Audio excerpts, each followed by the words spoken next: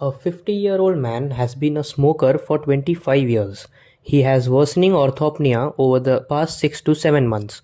On examination, he has a BMI of 34. He is afebrile. His blood pressure is 155 by 110 mmHg.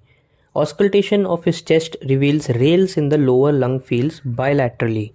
A chest X-ray shows bilateral lower lobe infiltrates and a prominent left heart border. Lab studies show an HbA1c of 9.5%. Which of the following pulmonary conditions is he most likely to have?